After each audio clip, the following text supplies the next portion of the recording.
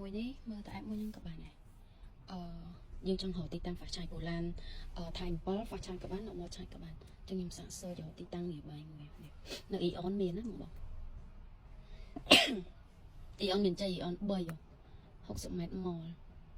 កាប់ទឹកនេះសុទ្ធតែប្រភេទ charger ទីតាំងនេះមាន8គីឡូ9គីឡូសបោតាលើបងតែឡាននេះប្រើបានទាំងសាំងឯងអញ្ចឹងបងបាច់បដោតជាមួយនឹងអគ្គិសនីក៏បានដែរ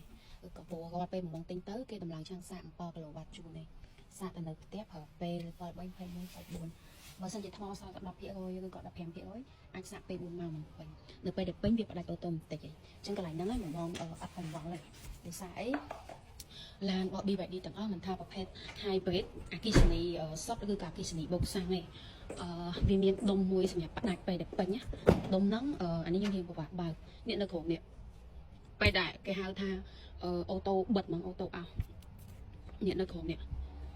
គ្រប់ម៉ូដែលទាំងអស់បងអាច check មើលបានដុំវាដូចជា4ជ្រុងប៉ុណ្ណឹងឯងតែប៉ុណ្ណេះឲ្យខ្លីតែវាផ្ដាច់ពេលដែលពេញវាផ្ដាច់ឯងពេលដែលពេញអត់មានចរន្តភ្លើងណាឆ្លងកាត់ទៀតអញ្ចឹងកន្លែងហ្នឹងក៏ជាសុវត្ថិភាពមួយដែរ